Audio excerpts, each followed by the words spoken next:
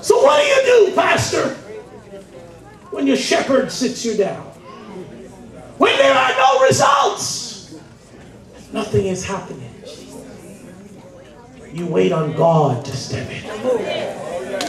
And God stepped in and he looked at them and said, do you have meat? Right on time. They said, we don't have any meat. He says, the problem is not because there isn't any fish. He said, you need change. Take the net from this side and reposition the same net.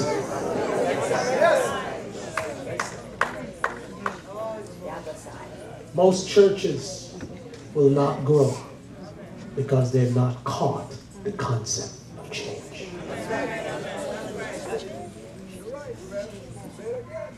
I don't like this young generation. I'm 52 and I don't like them. I don't like him because I don't like Facebook. I don't like Twitter. I'm not a Twitter demon. I don't like, I'm even shocked when I'm preaching from my iPad. That's because my young pastor talked me into it and said, Pastor, catch up with the times. So he bought me one and he taught me how to use it. And thank God it's a miracle I'm even using it. But you know what? It's changed. It's changed. And whereas we that are young, that are getting our gray hairs, might not understand everything that this technological world brings to us. Change has a way of bringing to the net the results. Yes, yes, sir. But Bishop Mitchell, I don't want to change some things we do. They're just some things that we need to hold on to. And I am for that. I don't like all their music. That's right. I don't like the Hezekiahs. God knows I don't like Donald Lawrence for all the right reasons. That's right. One more. See how y'all got quiet? One more. God knows I don't like some of them singers. I don't like some of their songs. They leave out the blood. They leave out Calvary. They leave out Jesus. They leave out the relevancy of the church.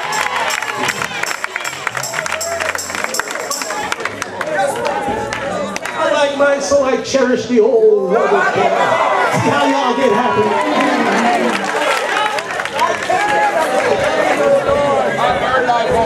So whereas I'm singing friendship with Jesus,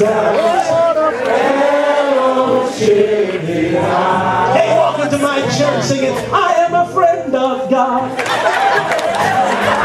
He calls me friend. I'm like, where do you get that from?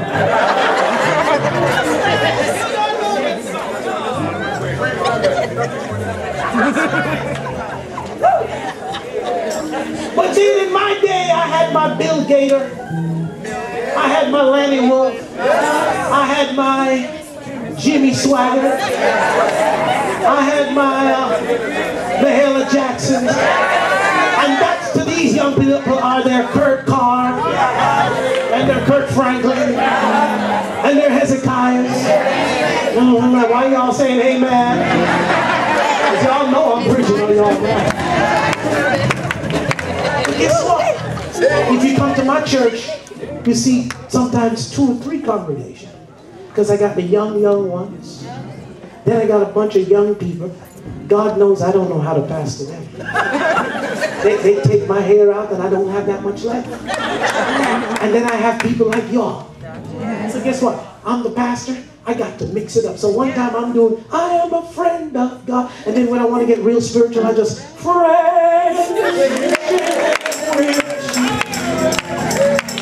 And then I got to keep them both saved. And I got to preach to both of them. And I got to make sure they all get to the same heaven.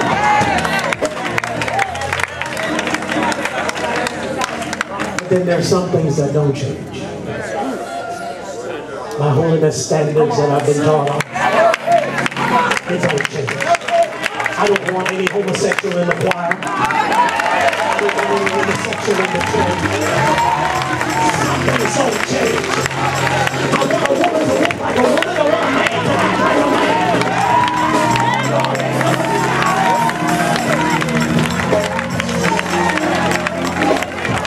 So I reposition my net.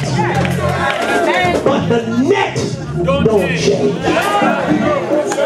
The church don't change to catch more people.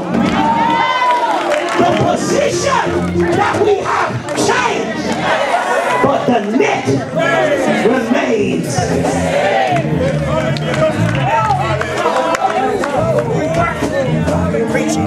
Because we don't change the message of the church. If we built it on holiness, we stick to holiness. We tell all the young girls how to dress right, all the young boys how to carry themselves right. We don't have Pentecostal playboys.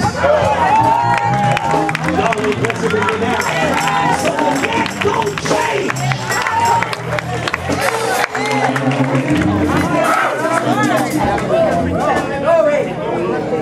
So I reposition the net.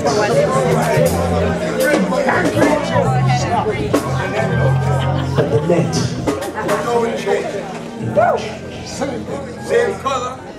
Because hear me, church. Thank you. When Jesus comes, He's not asking you what you're singing.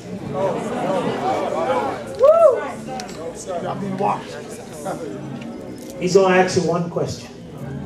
Are these they that are washed? Come on. Is the washing still the same? Songs might change. Songwriters might change.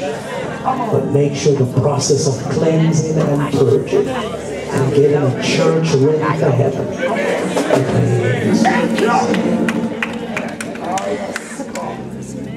So pastors, how do we grow our churches in this 11th hour? We're going to have to carefully examine the position of the net. I'm glad I have a young man with me that understands his father's passion for holiness. And understand his father's passion for evangelism. And so together, we can grow an apostolic church. At the end of the day, when the trump of God sounds, and every shepherd and every man of God stands before his Maker, He's going to ask one question, and one question only. Children, have you? You can't tell him why you haven't caught any fish. You can't tell him the net was inferior. He would tell you, did you change the position of the net? And find out where the fishes are biting? You know, if New Life grew, it didn't grow by accident. It didn't grow by accident. I'll tell you one thing I can share with all of you pastors that work for me while you're standing. You know, just last year, we decided as a church to have 11 Super Sundays. I shared it with the entire United Pentecostal Church. You heard them talk about it at Jenna Conference 2 years ago, even though they didn't say where they got it from. That's another story. But I shared with them. I said, every one of you in this church that's been educated by a teacher, raise your hand. Every one of you that went to school, raise your hand. Should be the whole church. I said, every one of you that have children that are going to school and they have a favorite teacher, raise your hand. All of you that have children. All right, good. That's half the church. I said, we're going to have a Teacher's Appreciation Sunday. Whereas I can't get the flyers in the high rises. And I can't knock on doorbells anymore and hand out a tract. No. And every street meeting needs a permit. Yes. I have to change how I evangelize the world. So if door knocking and street meetings is a no-no with my city, I'm going to find a way to keep the net working for repositioning. So I'm still catching, but I'm going to catch it another way. So I said to everybody, go to your teacher and tell your teacher, our pastor is having Teachers Appreciation Sunday. And I would like to nominate you, since you're so good with my child. My child is such a dunce. That's a Jamaican term. I don't even know if I said it right. But you help my boy, you help my girl. I want my pastor to honor you. We spent around $10,000 in every Super Sunday. 480 teachers came walking through New Life doors. And one second, not a track, but a plaque. Now the methodology has changed, but the net. So what did this preacher do? He repositioned the net. He found another way to get the same results. People in the church. I did that with teachers. I asked the chancellor of our school district, Mr. Stein. He came. What a joy it was for him to walk into New Life and to be able to honor 489 of his people. He stood at the platform and said, no other church I know has ever done this. Then the mayor of the city of New York came to our church, and we honored 500 civil servants, from parole officers, police department people, whoever, crossing guard people. And all of them filled the balcony, and finally said, would the balcony say, praise the Lord? 500 police officers are in the balcony saying, praise. And we honored civil servants. Then we honored the medical profession, and the list goes on. And just last year alone, 500 plus of those people heard an old-fashioned message. See, the methodology changed, but the net, the message. So that old mayor, he sat there and heard me preach a message on the cross. And Mr. Stein sat there and heard me preach a message on the cross. And everybody that came that was somebody heard me preach the message on the cross. And we watched them all repented of their sins. How'd that happen, Bishop? Because methodology. And I tell pastors all across the nation where I am, you might not get 450. It depends on the size of your church. We have 1,500, 1,600 people coming every Sunday. We're going to have a lot of people that nominate a lot of people. But if your church even has 100 persons, certainly the list must be at least 50 that can be nominated. And if out of the 50, 25 come, you still have meat. Still have somebody to preach it. So even in your community, if your methodology just changes, but you keep the net the same. We had co-workers day. How many of you have a co-worker? Some of you have so many you can't even count. Just try and get one to come to church with you. Just practice it. Tell Pastor, we're going to do that, Pastor. We're just going to get one co-worker. And we're going to have co-worker appreciation day. And the church will go out and spend around $5,000, $6,000. Buy all kind of plaques, and all the wives will get flowers. See, if you're going to win souls, you got to spend money. And when they come in, you have a great photographer, and you make them feel important, composing pastor. And who wouldn't want to go next to a good-looking pastor? any pastor that is sharp looking as him, every sinner wants to take a picture, especially all the women. So the wife comes and just sneaks right up next to him. I said, baby.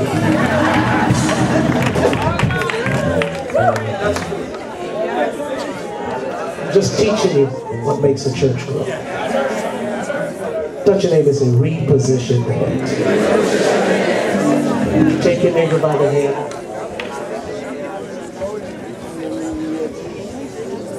I would prophesy to you, Pastor. See this building? It's way too small. Even when I pulled up in my car and I was on the phone with my wife and she said, are you there yet? I said, man, this is a beautiful building. But when I walked in, and then when a great man like this says, this is a great ministry without flaw, then I said, the building is too small. Because if you ever reposition what you do and align with yourself with some people that have your vision and has your back, and understand that as you get older that you get wiser, and not try and take advantage of your gray, which you have done. Because hear me, church, you can, regardless of who your pastor is up here, you can build a great church. You just need to have unity. You need to have togetherness. And you know, Brother Blake, I admire them for their unity. I walked in tonight when I heard all the different ministries that's here. I said, oh God, if we could ever get it like this. Yes. My heart yearns for unity. Because I think unity can take the world. But you see, we got to get rid of jealousy. We got to get rid of envy. My worst enemy are people that don't like me because I'm growing. I have to stop telling people what's happening in my church.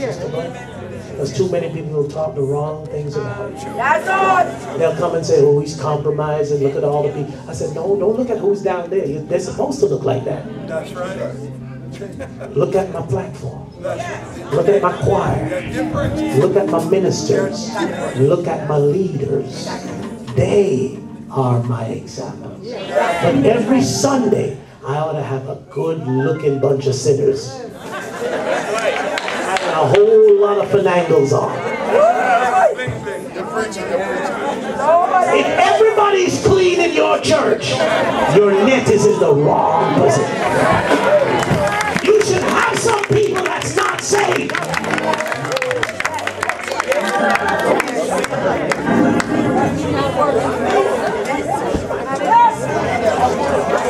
You need those people for the next revival, to build the next dollar church, to get into another community, to have an extension church. So take your neighbor by the hand. I really hang in there, musicians. I really believe God gave me this message for you. That if you could just reposition what you're doing. Thank you. Ask yourself, why do we sing what we sing? Is it for us? Is it a cultural thing? Is it so we have identity? Or can we relate to the African Americans? Can we relate to the Spanish people? Can we relate to the Asians? And let them build their own church. No. Jesus wants a multicultural church. I told you some of you are not going to like me. He wants an all-nation church.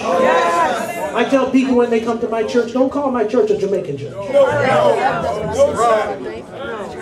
I know some of you just looked down at the carpet and said, would he stop it? I am not stopping. We are going to reach the world, but we're going to have to reposition our thinking. This ministry is too great to reach one culture. You need to have a Spanish ministry. You need to have a Filipino ministry. You need to have an Asian ministry. You need to be reaching to African Americans. Everybody should feel welcome and be able to relate to one God. Would you clap your hands for this God?